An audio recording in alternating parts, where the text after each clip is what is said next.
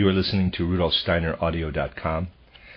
If you are listening to the podcast of this, it is located at rudolfsteiner.podbean.com. Please consider becoming a patron.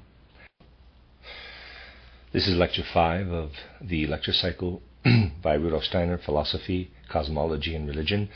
10 lectures given at the Goetheanum in Dornach, Switzerland, September 6th to the 15th, 1922.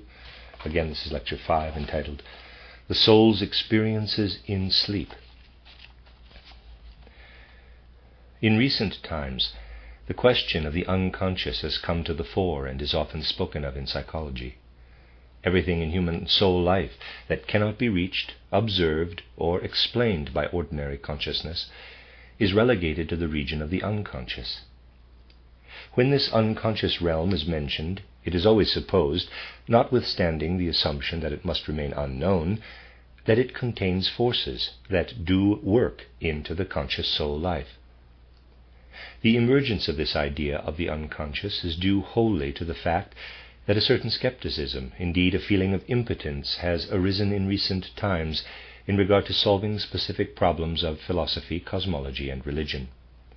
The insight that we have described here as imaginative, inspired, and intuitive knowledge has the task now of probing into this undefined reservoir, which figures in so many ways in recent science as, quote-unquote, the unconscious. It is just by means of this supersensible knowledge, by reaching other levels of consciousness in which a different soul condition exists, hence a different perceptual capacity, that the concrete facts which are not accessible to ordinary consciousness must be investigated. Today I would like to give you an example of such research in an unconscious region of the soul, namely the experiences the human soul undergoes between going to sleep and waking.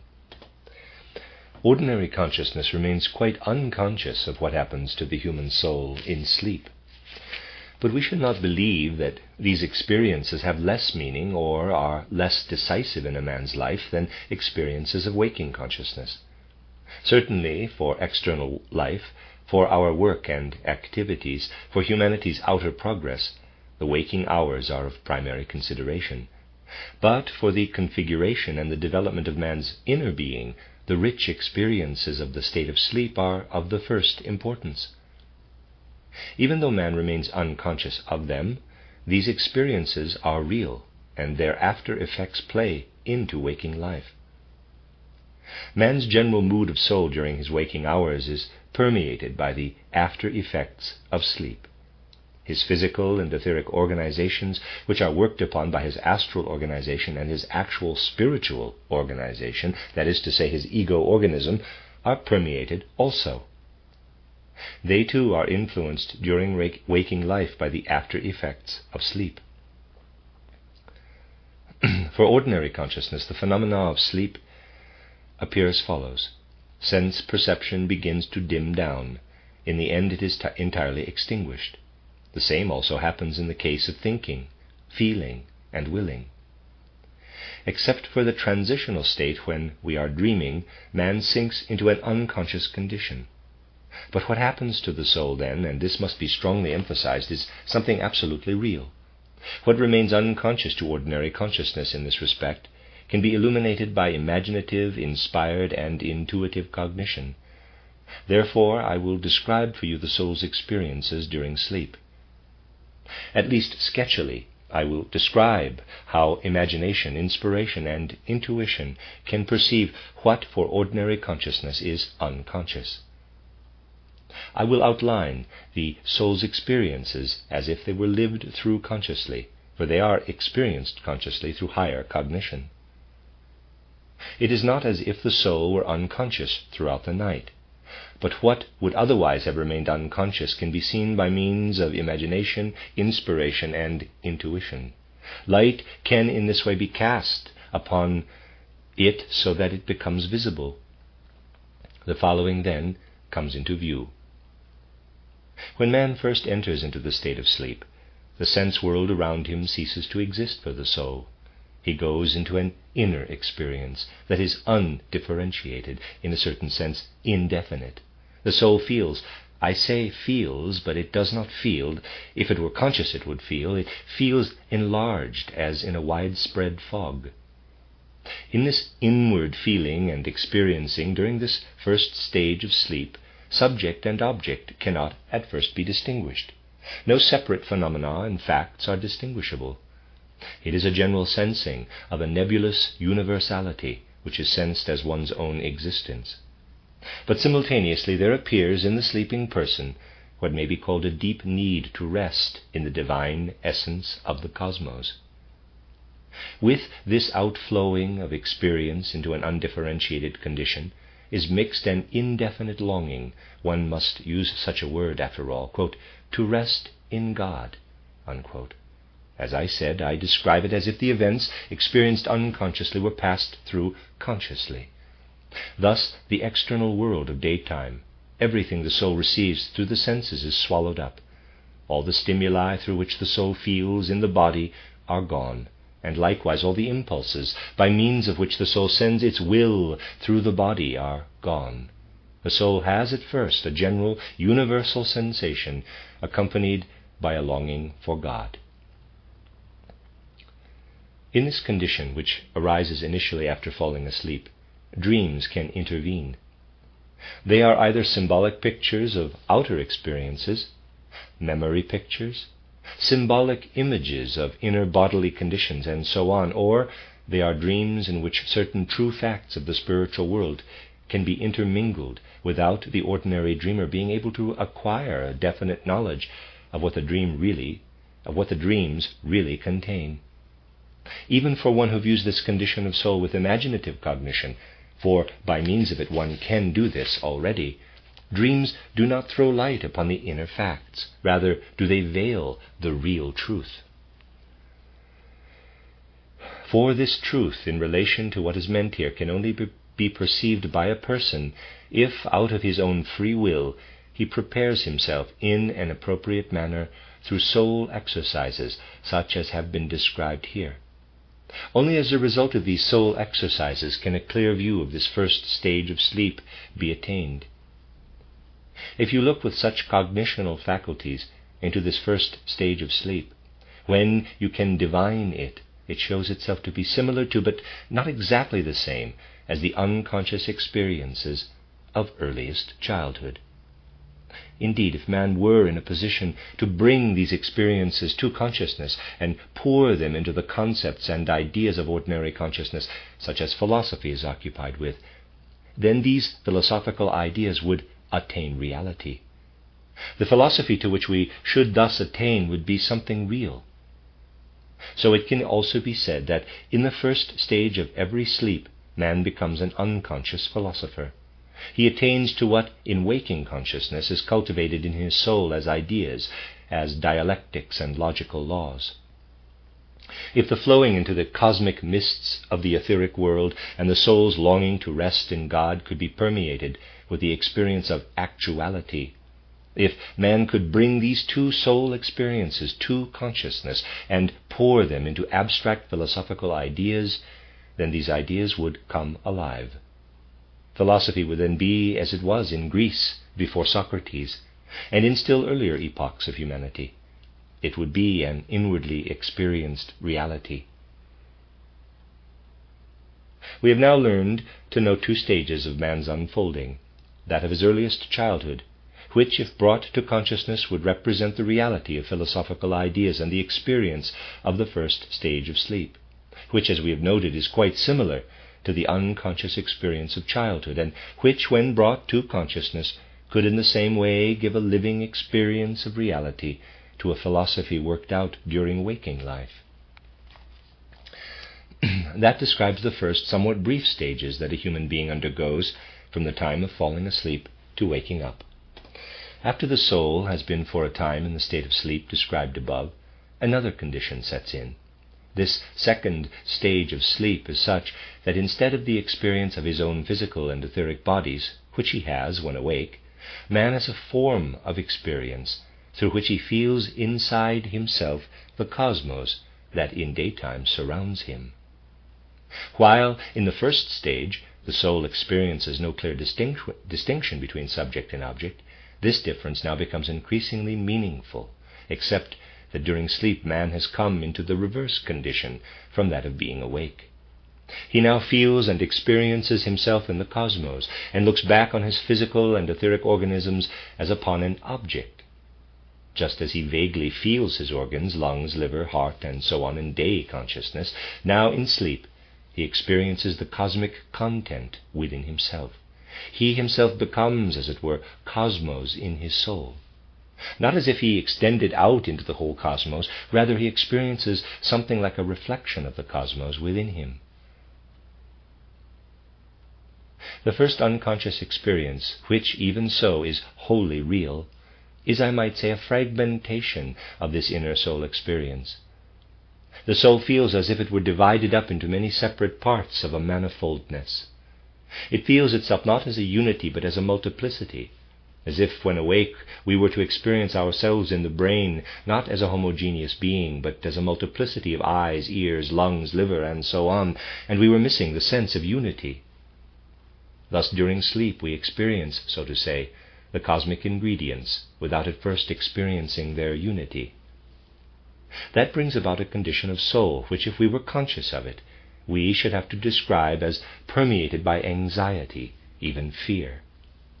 The soul, however, really experiences the objective processes that cause this nightly anxiety, just as the organic processes of the physical and etheric organisms underlie what might be experienced here or there by the soul as anxiety coming from within. They are, in fact, fear-inspiring occurrences that the soul has to live through. In this stage of sleep, occurrences of waking life now reveal their effects. For modern man, living after the mystery of Golgotha, there appears the after effects of what he experiences in waking life as inner religious devotion to Christ and the mystery of Golgotha. The attention man gives to it, all reverence and worship that he develops for the Christ and that mystery during his waking life, have after effects in this second stage of sleep. It was otherwise for those who lived on earth before the mystery of Golgotha. They received from their religious leaders appropriate measures, religious functions to carry out, whose effects they could carry over into sleep, and that worked there in such a way that this anxiety could gradually be overcome. For a person living after the mystery of Golgotha, his inner bond with Christ, his feeling of belonging to Him, the religious rituals directed to Christ Jesus, his whole relation to Him, and his actual conduct in reference to this relationship, all this now works into the life of sleep and helps to overcome that anxiety which oppresses the soul. As I said, I describe things as they appear to inspired consciousness, but they certainly are experienced by the soul as reality. So, while I present concepts taken from conscious life, the actual corresponding processes are really present in the life of the soul. If, in daytime, we have developed a relation to the Christ, we actually meet His guiding power during this second stage of sleep. It is this guiding power of Christ through which we overcome the anxiety that oppresses the soul. Out of this anxiety there develops a cosmic relationship to the soul, of the soul to the world. As a result of the development of this relationship, but in such a way that the soul experiences it as its inner life, the movements of the planetary system in our solar cosmos stand before the soul. It does not expand out into the planetary world during sleep, but an inner replica of it lives in the soul. It actually experiences the planetary cosmos in a replica. Even if what the soul experiences every night as a small inner globe, a celestial globe, does not illuminate day consciousness, it does stream into the reality of daily life and continues on in the physical and etheric organizations, in the systems of breathing and blood circulation, the whole rhythmic system. We find that these processes are accompanied by impulses and stimuli that live in the physical and the etheric body and work into waking life out of the inner planetary experience which the soul has in sleep. While we are awake, therefore, the planetary movements of our solar system pulse through our breathing and circulation as after effects of sleep. During sleep, supersensible vision shows us that astral and ego organizations are outside the physical and etheric bodies, the planetary movements do not work directly. They are experienced by the soul outside the physical and etheric organisms. But within the sleeping physical body, the impulses from the previous night echo and reverberate, the same impulses that have pulsated through breathing and circulation during the day. During the following night, an after effect of these impulses is present, and they are renewed the next morning as a consequence of what the soul experienced in the night as an inner replica of the planetary cosmos. Now, in addition to this cosmic experience during the second stage of sleep, something else happens. The soul receives distinct impressions of all the relationships it has ever entertained with human souls in its various lives on earth. We actually have within us, I might say, markings of all the relationships we have had with other human souls in successive earth lives. They now appear before the soul in a certain pictorial form. Although unconsciously the soul really experiences everything that has been good or bad in its dealings with other people. Likewise, it experiences its developing relationships with spiritual beings who dwell in the cosmos and never live in a physical body, who always live in a supersensible existence as opposed to the physical life of man. The human soul in sleep thus lives in a rich network of relations. Let me read that again. The human soul in sleep thus lives in a rich network of relations with those human souls with whom it has established such connections. These connections reappear, as does everything that has remained from them, as after effects of the right and wrong a person has done to others, the good and evil he may have caused. In short, the existing destiny of a person confronts his soul in this stage of sleep. What in older philosophy is called karma appears at this stage every night before man's soul. Since the planetary experiences continue to work as stimuli in the breathing and blood circulation, and thus in man's physical and etheric organizations, it is possible for someone capable of perceiving such things through inspired cognition to observe that this experience of repeated earth lives also plays over into day consciousness, even though it is not directly present. It is clearly evident to inspired cognition, which perceives what the soul experiences, that repeated earth lives are a fact, for to the view of inspiration they present themselves directly together with the relationships established at any time with other people. Man's development through repeated earth lives presents itself because these relationships are beheld. One relationship points back to one certain earth life, another points to another life, and so on. In this way, karma appears before man's eyes as an established fact. The experiences of the soul during sleep work in such a manner into day consciousness that man's general mood, making itself felt during the day in the form of a dull awareness of himself, depends on what we undergo in this second stage of sleep. Whether we feel happy or unhappy in our dimly perceived inner self, whether we feel lively or languid, is to a great extent the result of what is experienced in this stage of sleep. So during this stage we find ourselves actually outside in the cosmos, even though what we experience within the soul is a copy of the cosmos, and what we experience of repeated earth lives and karma appears before the soul as images and reflections. These replicas of the cosmos and our destiny that stand before our soul contain what can be called man's inner existence in the cosmos. If you are able to formulate in concepts and ideas what has been attained through inspired cognition, by letting it stream back into ordinary consciousness, you arrive at a true cosmology that encompasses the whole of man. Such a cosmology, then, is an experienced cosmology. We can say that when this stage of sleep is consciously reflected back, man learns to recognize himself as a member of the cosmic order, a cosmic order that is expressed in a planetary sense as a cosmic ordering of nature. But now, within this cosmic order, the moral world order arises.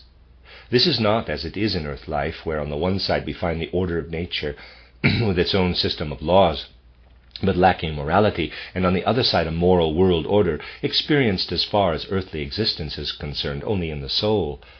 Instead, we find a unified world before us. What we experience as a planetary cosmos is permeated and spiritually impregnated by a continuous stream of moral impulses. We live simultaneously in a natural and a moral cosmos. You realize the full significance of these nightly events for waking life. So we can say that what the soul experiences in the cosmos, between going to sleep and waking, is more real and full of meaning for man's outward configuration than what confronts him by day. For the life functions of the physical and etheric bodies, as well as our own moral condition, are results of our cosmic experience during sleep. The third stage of sleep is characterized by a gradual transition from experiences within the planetary cosmos to an experience of the world of the fixed stars, so that this world is experienced by the soul as a kind of reflection. Yet these are not reflections of those outer sense pictures of the constellations, such as we have in waking life. Instead, the soul becomes familiar with those beings of whom it was said in earlier lectures that intuition recognizes as the spiritual beings corresponding to the stars. Here in the sense world, in our physical consciousness, we experience the physical sense pictures of the stars. When, as I have described, we penetrate the spiritual world with intuition, we recognize that the sun and other fixed stars, as perceived by ordinary sense perception, are merely the reflected physical images of certain spiritual beings. The soul lives within these spiritual beings of the stars during the third stage of sleep. It feels after images of the star constellations. That is to say, it feels the relationships that exist between the activities of the spiritual star beings. The soul experiences such constellations. Ancient dreamlike science specifically described how the life of the fixed star constellations and zodiac streamed into the soul. This is, after all, the main part of the soul's experience in sleep. In the sense world, you arrive at a better correspondence to the single spiritual beings if you look at the constellations as a whole, instead of gazing at single stars. In sleep, the soul, being free of the physical and etheric bodies, becomes so liberated that it confronts them both as objects, just as we usually have around us the objects of the external world as perceived by the senses. The soul really finds its way as a spiritual being into a cosmos consisting of other spiritual beings. What it unconsciously goes through there can be illuminated by intuitive knowledge. But the experiences there also have their after effects in waking life. The general well-being, health, and vigor of the human body, not of the soul as in the first stage of sleep, are after effects of what the soul experiences during the night among star beings. Especially there comes before the soul, even if unconsciously, the whole event of birth in its broadest sense. That is, the way the soul enters a physical body through conception and embryonic life. Again, there comes before the soul how the body is abandoned in death, and how man's spirit being passes into the soul's spiritual world. Every night, the truth concerning the events of birth and death really confront the soul. It is also an after effect of the nighttime experiences that man has a dim feeling during the day that birth and death by no means signify for human life only what they appear to be to sense observation. It is simply not true that a man with sound common sense could believe that birth and death are nothing but the events they appear to be in outer material life. Man, in fact, does not believe this. But it is not true to say that the reason for his disbelief is only because in his fantasy he imagines that he is an eternal being whose existence persists beyond death. No, man cannot believe it because of the picture experienced every night by the soul of how man enters earth life from the spiritual world and withdraws again into the world of spirit. This picture streams into the soul by day and is experienced by it as a vague feeling about the world and human life. What appears during waking life as religious longing, as religious awareness, is an after-effect of the soul's experience among the stars. What I have just described is the stage of man's deepest sleep. In actual fact, it is out of his sleep that man derives the religious feelings of his waking life. Just as religious life can be founded today in knowledge by means of the experience resembling that of primordial humanity, but permeated and formulated in intuitions by the fully developed consciousness, it can also be said that man can attain this religious knowledge if through supersensible intuition he is able to perceive and illuminate the condition of deepest sleep. For what rests in the depths of sleep was also the source of what preserved man's knowledge of the divine. Our day consciousness is only a reflection of the potentialities for consciousness open to man. Likewise, what man bears within him as a natural religious feeling appears as a reflection of the glory and sublimity experienced by his soul, even if unconsciously, in the third stage of sleep. Man sinks into the life of sleep, not only to renew his tired body, or to gain the stimuli from sleep that his breathing and circulation need, or to acquire from the spiritual world the other impulses he needs. What permeates him with religious feeling penetrates to the soul's surface, to the region of day consciousness, from the profound depths through which human soul life streams during sleep. One might say that as man lives a philosophical life during the first stage of sleep, similar to that of earliest childhood, however paradoxical that sounds to present-day consciousness, and as in the second stage he lives a cosmological life, so in the third stage he lives a life of being permeated with divinity. From this third stage of sleep, man must then return to daytime consciousness. Having retraced the above-mentioned stages in backward sequence, during the last stage of sleep, man returns again to waking consciousness. Since man's soul and spirit are outside his physical and etheric organizations in sleep, if this phenomenon of sleep is to be comprehended fully, intuitive knowledge must answer the question, why is man drawn back into his physical and etheric bodies again? What impulse is at work there? If the intuitive perception of sleep is extended far enough, it is possible to recognize this impulse. As man cognizes these spiritual beings who correspond to the sun or the constellations of the other fixed stars, he then recognizes that the impulse comes from the spiritual beings whose reflection in our physical world is the moon.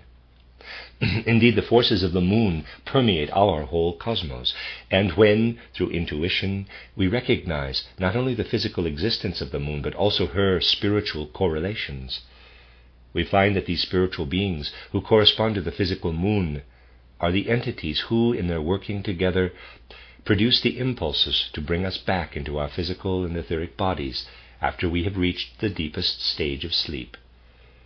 It is above all the moon forces that connect man's astral and ego organization with his physical and etheric organisms. Every night, when out of the spiritual world the soul desires to re-enter its physical and etheric bodies, it must place itself within the streams of the moon forces. It is of no concern here, that will be obvious to you, whether it be new or full moon. For even when, as new moon, the moon is not visible to the senses, those forces are nevertheless active throughout the cosmos that bring the soul back into the etheric and physical bodies from the spiritual worlds. They are active even though the moon's phases appearing to the senses as half moon, full moon, etc., are metamorphosed sense pictures that correspond to events in the soul being of the moon. These, to be sure, have something to do with man's spirit and soul in the physical and etheric bodies. Indeed, the particular configuration in which man's soul spiritual and physical etheric natures are linked is determined by those forces that rule and interweave in the cosmos and come to physical expression in the moon, the sense object, with her various phases that we perceive. Thus we can also look into the concealed aspects of man's life of waking and sleeping, and inform ourselves concerning what it is that brings him back each morning into his daytime life. He returns through the same stages in reverse order, and while he passes through the last stage, which is permeated by a longing for God, the dreams mix again into his sleep life, and he gradually submerges into his physical and etheric organizations. Why is it that when man goes through the gate of death he is no longer subject to the moon forces? How does he withdraw from them when he spends a long time in the spiritual world? These questions, as well as the secrets of birth, death, and repeated earth lives, will be considered in the next 2 lectures. The end of Lecture 5.